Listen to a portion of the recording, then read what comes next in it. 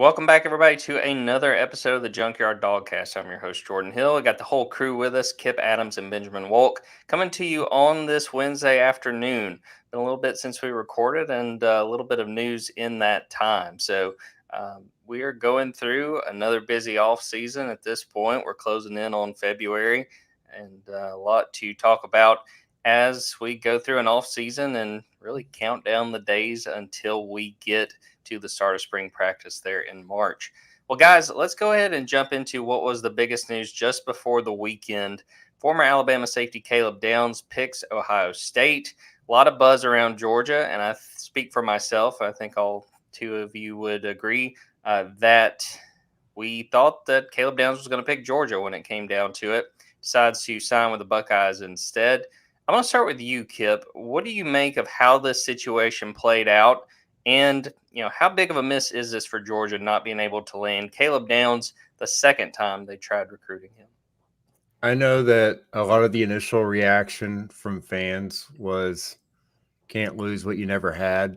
And I get it, but you can't really approach the transfer portal as anything other than an extension of recruiting, which means it's a chance to improve your roster. There's no difference between what happened with Caleb Dawgs and what happens on signing day with any other recruit. So the initial reaction is it's a big loss for Georgia just because you're not going to get the opportunity to add an All-American safety very often. Those don't become available. That's why this was such huge news. It took the greatest coach of all time retiring basically for this guy to be out there and available for other teams to recruit. So in that viewpoint, it was big because Georgia had a chance to really kind of plug and play because, obviously you're losing Javon Bullard to the draft. That's a big spot there for Georgia to fill. We thought, Thursday felt as good as you can feel. And I think Georgia did too, meeting with him and his family. No reason to feel why, that they weren't going to have Caleb Dawgs on their roster. And without us getting really down in the minutia of NIL, Ohio State came in there and went, off the top rope, so to speak. And for us, as we're trying to cover something like that, I guess really the only signs we had this might not go Georgia's way is one, the longer it took, you knew that, okay, it's not that, Georgia would want this thing to be over as quickly as possible because they had that momentum. Second, you have multiple hours of radio silence, for on our end, and then also on Georgia's end. That's not a great sign when you're trying to get someone enrolled and in classes. Everything is at an accelerated pace. And not hearing from that camp for a while, that's a sign that maybe everything's, not going your way. But in the end, like I said, for Georgia, you go into spring camp with this roster and you have, some options at safety. But just speaking with this specific recruitment, it was a loss. It was a, big get for Ohio State. But Georgia moves on just like any other recruitment. Kipp hit on the biggest thing for me as we were watching that process go out. The longer we went without an announcement, you just sort of wondered what exactly is going on here. And as we saw, it wound up being Ohio State there at the end. Ben, give us your thoughts. What did you think of how this situation played out? And Kipp talked about it a little bit there, but just what you make of Georgia's safety position, knowing that they aren't getting Caleb Dawgs. Well, I'll echo really two things that you all hit on to Jordan's point. I think it was a surprise given how it trended from when he entered the transfer portal through the end of the week. It really felt all Georgia all the way until very late in that process at the end of last week. So I think that there was a lot of surprise that he didn't end up at Georgia.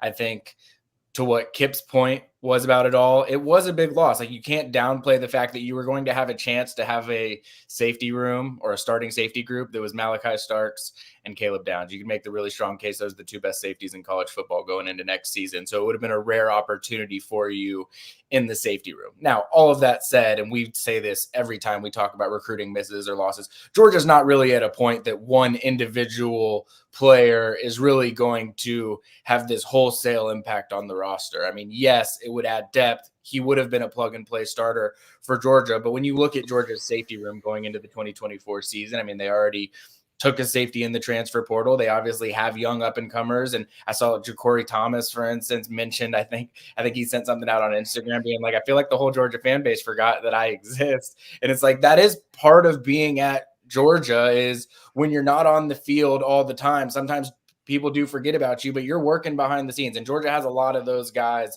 that I think have a chance to play going into the 2024 season. These will be big springs for them, obviously. So I think really you sort of put the Caleb Downs thing in the rearview mirror and turn it towards what does this room look like going forward, because he is going to Ohio State. He's not going to be at Georgia. There's a possibility that you see Caleb Downs in the future, but it's a much less likelihood than what you were expecting over the next 2 years. I mean, you were probably expecting to run into Caleb Downs in Atlanta, in Tuscaloosa this upcoming year, and in Atlanta each of the next 2 years. Like, that's what your expectations are. And now, he's not as much part of what you're going to have to deal with year in and year out necessarily, even though there's obviously the likelihood that you run into him. So I think that for Georgia, the safety room is still a great room. I mean, Malachi Starks is still there. There's still a lot of guys that have gotten work early in their careers. I just don't know, how much you should expect out of them compared to a guy like Caleb Downs, because Caleb Downs is an All-American. He was all freshman. You could make the case that Caleb Downs was the best safety in America this year as a true freshman at Alabama. And so, that's a loss per se, but I think Georgia's safety room will be just fine.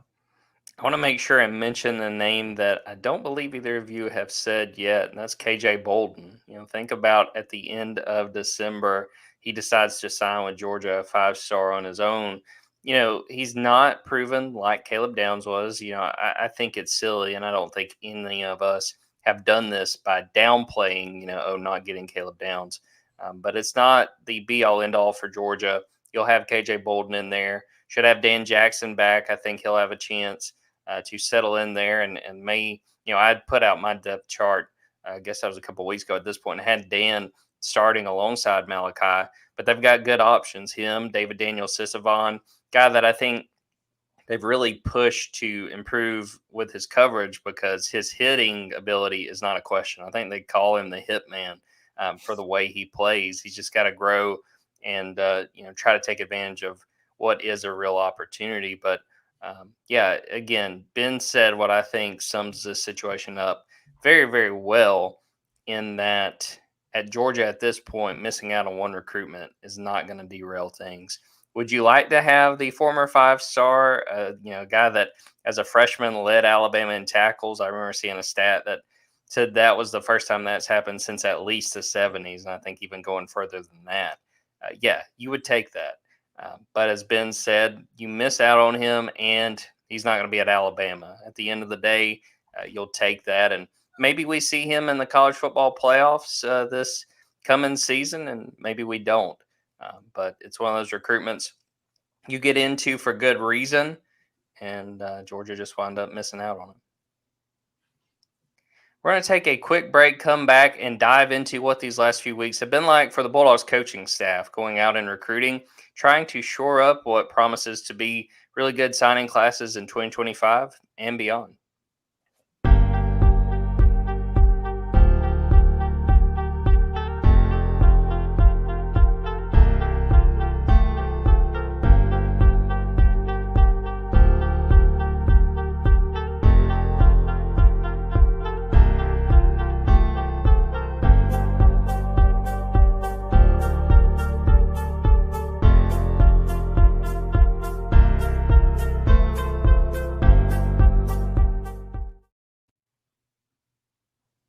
Well, guys, January is a very important week very important month, I should say, when it comes to recruiting. Got to get out and get some FaceTime, get to know some of the players in the upcoming signing classes. And Georgia's been busy. There was that one day that that whole staff was out there, probably covered 100 schools with all the different stops they made over the course of the day. Very important trying to develop and establish those relationships with recruits in the 2025 class and beyond. I'll start with you, Ben. What have you made of these last few weeks for the Bulldogs? Has anything in particular stood out to you as they get out and stay busy on the recruiting trail?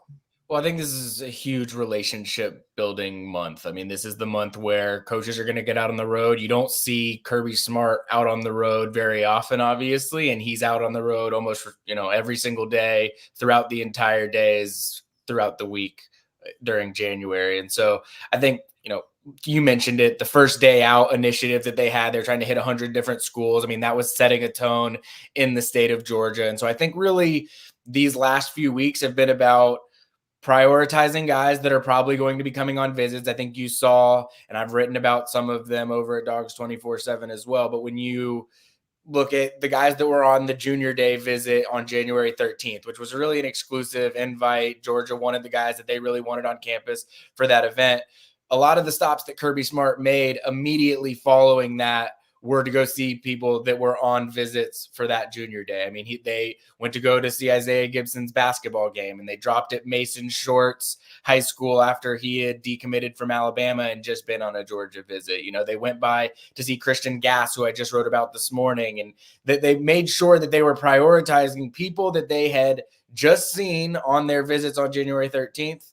They wanted to go swing by their high schools and, see them. I think what you're now seeing is they're looking at a lot of folks that are going to be on visits coming up on the February 3rd visit. I mean, yesterday they went to go see Zion Grady in Alabama. They sort of did their Alabama tour. I think they're going to probably do the same with some of the bordering states, North Carolina, South Carolina, Tennessee, over the course of the next several days. And so it's giving Georgia the opportunity to build those relationships. Now, that's really more the Kirby Smart side of things. The position coaches have been out and about, all over the place, Texas, some of their more hot spots that they're more familiar with too. So it's not just to say that it's the bordering state areas, but Kirby Smart obviously is trying to build those relationships around. I think he's doing a pretty good job of that. I think as you're following recruiting, the two things to look at are, what have you learned from the people that were on recruiting visits January 13th?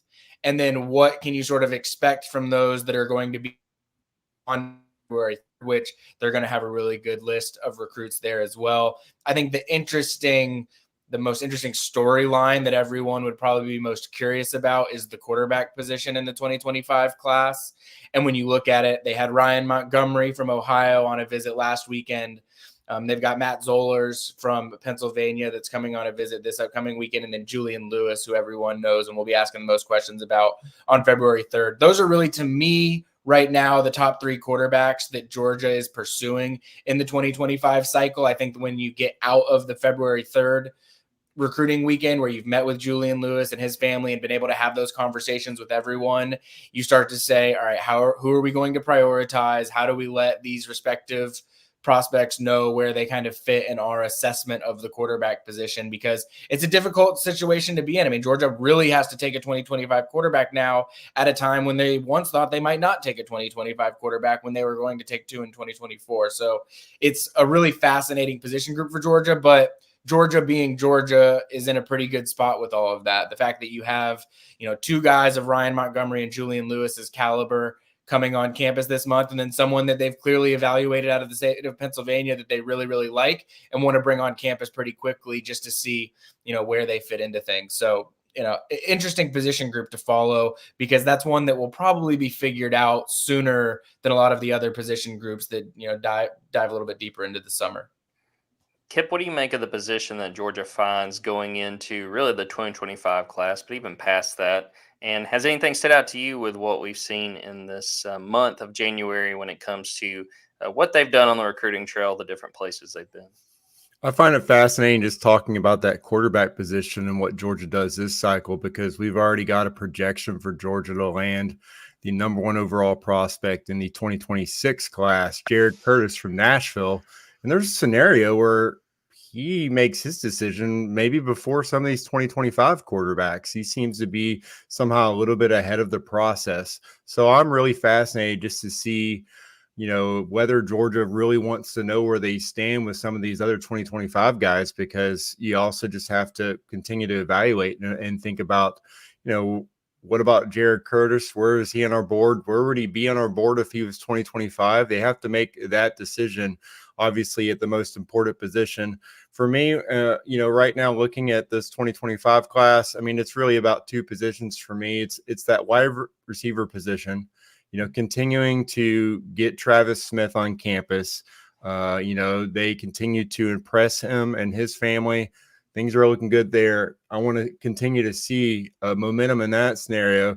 Saw another, a recent offer go out to another in-state wide receiver. It's really promising for Georgia, just the fact that position, along with both lines of scrimmage, seems to be stacked this cycle. So they offered, I believe, Jamari Bryce from Cartersville, a guy that's, put up big numbers the last 2 seasons, looks to be really athletic. They like what they see from him.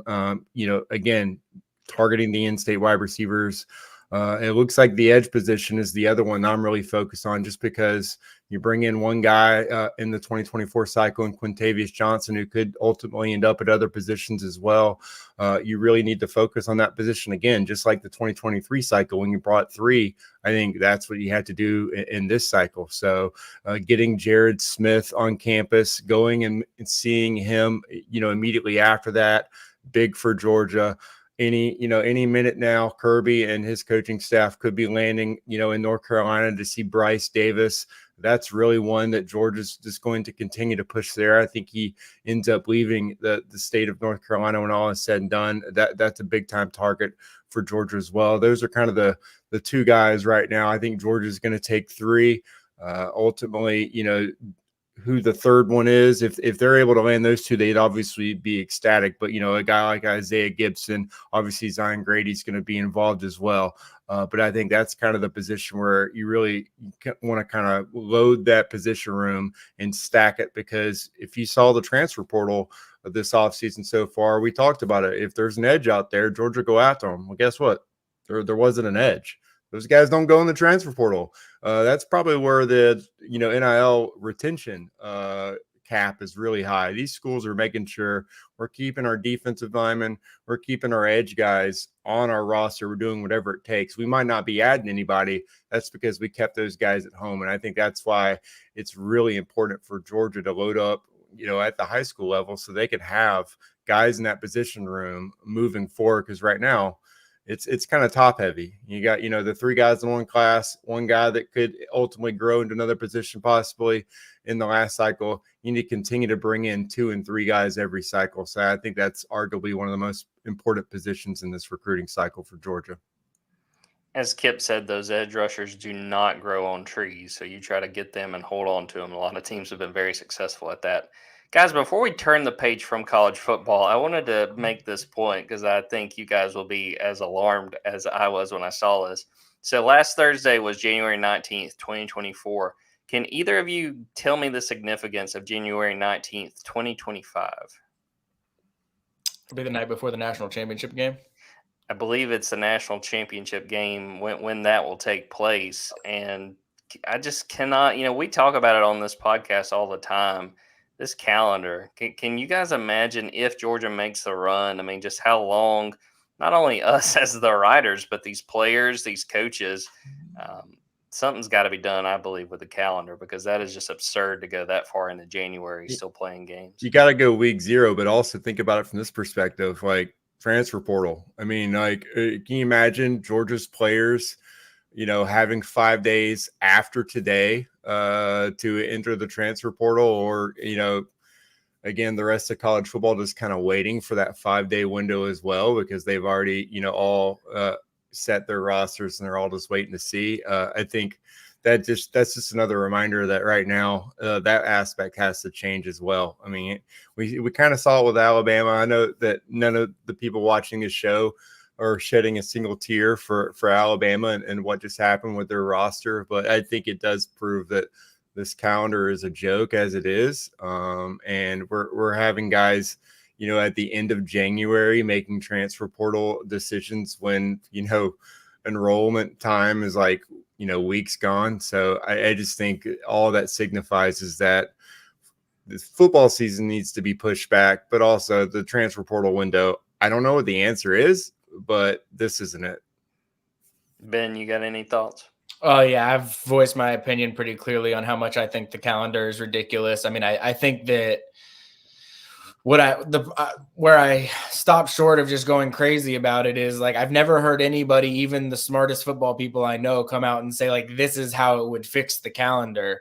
And so I think that that's part of the problem is there is a issue with the calendar and a lot of the things that go with it, but nobody really knows how to change it that'll work for everything. I mean, we've talked about this previously, but I mean, you got to be thinking about academic windows. You have to be thinking about the transfer portal, about high school recruiting, about the national championship runs, or just the playoff games in general. You have to think about the contact periods and dead periods for the 2025 cycle and how all of that comes into play when you start looking ahead in recruiting. And it's all a mess. And I don't want to sit here and be apocalyptic, but like, I don't know if there is a great calendar fix for the situation as it currently is, unless you just completely overhaul the entire thing. I mean, I think this all revolves around coaching changes. So I think one way to maybe improve it would be to give a hard deadline on colleges to be able to like make coaching changes, not just head coach, but position coach. Penalize them, do whatever you can to try to eliminate coaches. I mean, obviously, I made the joke about, signing day. The next day was the coaching transfer portal, and it rings true. We saw movement, including at Georgia. Forcing all of those decisions to be made earlier could still help the transfer portal at least become a December, calendar issue, and not a January calendar issue. And I think that's really the only way you can actually put, an actual hard deadline is to start with the coaching staffs, because they're the ones that kind of create this entire effect, as we just saw in Tuscaloosa. And I don't want to be like an old man yells at cloud totally on this issue, but the growing thing that I hear from high school coaches, like I hear this every single day from high school coaches, that their players, and this is not just the caliber of players that are ending up at Georgia, but their players are not getting recruited because college staffs are going to the transfer portal. And I just think that like this goes beyond just the calendar issue in general, but like the fact that high school recruiting is being directly impacted because the calendar is out of control. Coaches are overworked as well as they're paid. They're overworked to be able to sustain it. What's easier, sit in your room and watch film on someone that you have good film on from the college ranks, or actually get on the road and build relationships around in high school recruiting? So it really has, all of this has directly impacted what high school recruiting looks like, which obviously is near and dear to me.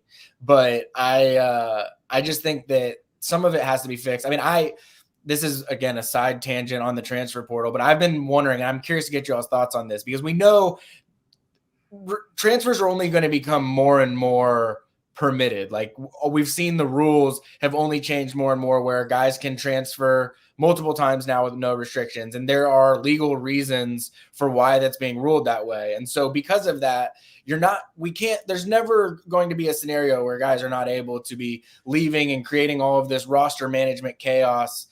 We're not going to be able to diminish them from being able to do that. And I don't want them to be able to either. But my thoughts on it are, in like Chinese basketball, there's like restrictions on how many guys from America can be on the team. Or in like the MLS, they have certain like percentage of rosters rules for the salary cap and things like that. And I didn't know if you all believe that there would be a scenario where you could have a percentage of roster that is a transfer portion of your roster. And if you've gone, you can't go beyond that limit. So that's like basically not preventing players from entering the transfer portal, but it's for preventing teams from exclusively building their rosters through the transfer portal, thus forcing high school recruiting to pick up as well. I'll jump in first, just because when you first brought that up, talking from the high school coach's point of view, that's what I immediately went to my head was there should be a cap. Now, what should that cap be? Should it be a percentage of your roster? Should it be, just a hard cut number that you can't get more than this? How do graduate transfers, does that number change? Do you have to differentiate between the two? It would be something to decide, but I would be for it personally, putting a hard cap, because at this point, we don't have that limit where you could only sign 25 high school kids like there used to be. And, that was put into place because, teams would oversign and then try to gray shirt or try to manipulate the roster numbers. But yeah, I'm for it because I think that if you do that, you don't limit the guys who want to transfer. There's still plenty of options. And even too, that kind of gives those guys an idea of how much they're valued by their new team, by them saying, look, we only get, say, 8. We only get 8 transfers, and we want you to be one of those guys. They have a pretty good sense of how much they're valued and that they're walking into a situation where they may be involved and may get to play a role right away. Kipp, what do you think about the idea? Here are my thoughts. What if you're only allowed to add via the transfer portal the exact position of players that left? So if like a quarterback leaves, you can only add a quarterback. And if that quarterback left because you have a stacked depth chart, then you're probably not going to be able to add another quarterback because no one's going to like that situation. That's why the player left.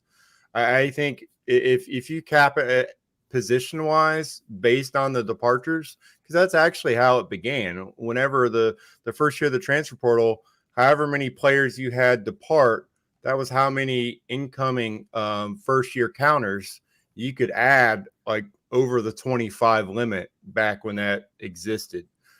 So if you had 5 players leave and you could sign 24, then you could technically bring in 29. So making it, just position based. If you have 3 defensive linemen leave, you can bring in 3 defensive linemen. That way you're just replacing roster loss, attrition, and not just trying to stack your roster in free agency. Then maybe it curbs these teams just being as aggressive because they'll be like, well, that guy left because he was the 7th defensive end. We're not going to be able to get a number 2 defensive end with our current depth chart. And then for the high school aspect, it's kind of going to fix itself in 2 years because I think technically we have 2 more years of super seniors. So the pool of transfer players will ultimately in the next 2 years get back to basically where it is, where even if a team is adding 3 players via the transfer portal, technically that means there's 3 more spots available in FBS overall college football for high school players. At that point, you're kind of competing against FCS transfer ups. That's where kind of the number still is a situation where maybe, that's been affecting the spots. And at the same time, I know I see all the high school coaches tweeting about it every week. Oh, their guys are getting overlooked, but a lot of your guys are those FCS guys who are now getting a chance to move up that you coached and, were initially mad they didn't get D1 looks, and now they're getting the D1 look. So I still think, again, still yell at the cloud. The system still needs to be fixed, but I don't think the system's ever not been broken. So we're going to continue.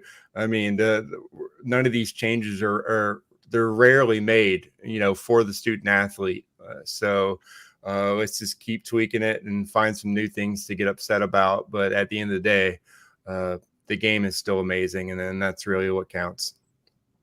I wanted to make sure before we got out of here, Ben was right. It is the 20th, not the 19th next year. I was looking at a graphic for the year after that. So kudos to you, Ben. You get points. I award you points. The host really let you down there. No, that's all good. I'm glad that my brain, got something. I'm over here. This is why you can't have me on podcast, because I'm over here coming up with ridiculous transfer portal fix ideas that are unrealistic. And that's why I need Kipp over here to reel me in every now and again.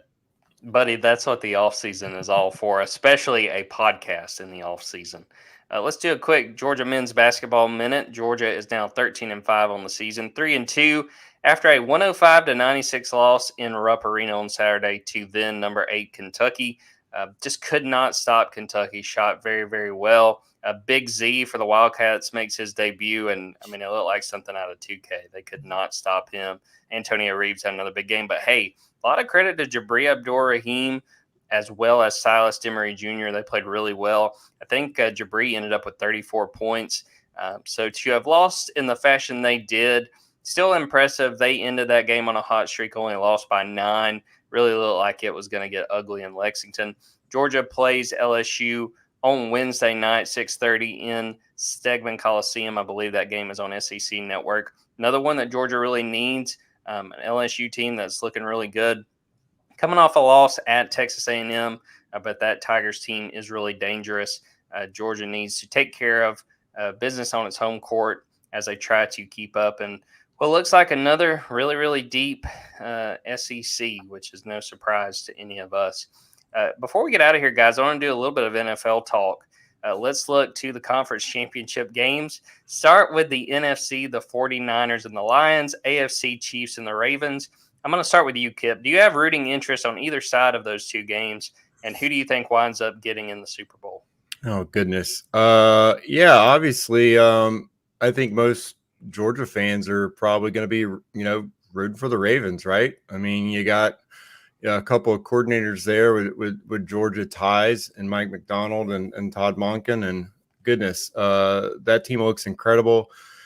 Betting against Patrick Mahomes is like, even last week, everyone was like, well, the Bills are going to get him. This is the week because this is the year, because this is a vulnerable Chiefs team on the road for the first time in the playoffs. And he just wrote the next, chapter of his story. Again, just sending Josh Allen, home in defeat. I still think the Ravens team is stronger from top to bottom. I like the Ravens in that game. And the Lions 49ers game is, that's going to be fun, right? You look at Dan Campbell's team and it's like, what are these guys doing here? But absolutely enjoy watching them play football. And I still don't think Kyle Shanahan team can get it done on the big stage. I don't trust them. I think the Lions pull the upset here, even though I'm sure they're not. They're probably touchdown dogs would be my guess. But I think the Lions have just shown in the playoffs they're hard and they're testing. They don't care. Just bet against them at your own peril. I think that's the team that just seems like they're not worried about it. And I would like to see what happens when this 49ers team sees a little bit of adversity, especially on defense. And so now Jared Goff is not a guy that, this will be definitely a new chapter in his story if he's able to make big plays when the team means it most. But I also think Jahmyr Gibbs is just on fire right now. I think he's a guy that's going to be a household name. This is kind of that, showcase game for him when all the lights are going to be on Christian McCaffrey. I think he's going to be the guy that comes out, with everyone talking about, like, who is this guy? And also a reminder that, the Falcons took a running back in the first round of the draft too, but I think Jahmyr Gibbs has been the one that's looked a little bit better in games that actually matter. So that's where I'm at in both games. Look forward to, again, the Ravens putting on the show, and then both of those coordinators interviewing in Atlanta again. Jahmyr Gibbs just from up the road in Dalton, so that only makes it worse. And hey, I gotta say, Lions as the team of destiny is something I can totally get behind. Ben, what do you make of the two conference title games? I'm personally an NFL conspiracy theorist, so I've seen the logo that has the purple and the red on it, and I fully believe that it's Ravens versus 49ers. It was always going to be Ravens versus 49ers. I'm with you all.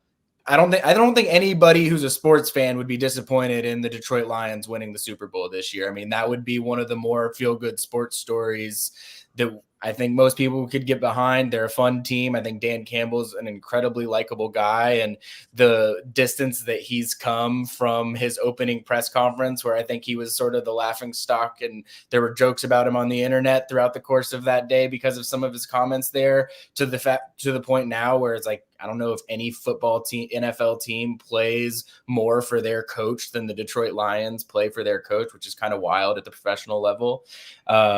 And then to Kipp's point, I think that if the Ravens win, you've got Todd Monken winning a championship 3 years in a row, which might be bittersweet for some folks. But then Roquan Smith, I think, is another guy that people would like to see win a championship too. So the Ravens are probably the Georgia fan favorite, if I were to guess. I think the Lions are the team that everybody would be happy with, but that probably means it'll be the 49ers over the Ravens in the Super Bowl. Yeah, I'm going to say that that's what the matchup is the Ravens 49ers. Definitely rooting for the Ravens and definitely rooting for the Lions. I'd like to see Detroit break through. I can't say that I can picture much Detroit Super Bowl talk that does not involve the Madden video game. So it's nice for that kind of change of pace. And that, folks, is how you do an NFL segment without mentioning this Kansas City Chiefs. Beautiful. This is exactly how we planned it. Also, before we get out of here, let's give a shout out to a damn good dog, Q, who passed away on Tuesday, 10 years old. I believe he was the winningest UGA ever. Definitely part of a couple national titles. So it would be remiss not to give a shout out to the big dog and share our appreciation for what was a great UGA to get to watch for several years. Well, we will wrap up the podcast right there. I appreciate Kipp and Ben for popping on. Thanks to everyone who listened to this live, everyone who is listening or watching it after the fact. Be sure to go to Dawgs 24/7, subscribe, sign up, get to a chance to follow all the recruiting news that is coming in the next few weeks and months, and gear up because spring practice is just right around the corner, and it'll be here before you know it. Also, go to Dawgs 24/7 on YouTube. Right now, it's a lot of men's basketball coverage, Mike White press conferences, player interviews. But again, once we get to March, it'll be Kirby Smart press conferences, player interviews. And in addition to those basketball videos, you've still got all these podcasts. So for Kipp Adams and Benjamin Wolk, I am Jordan Hill. Until next time, take care, everybody.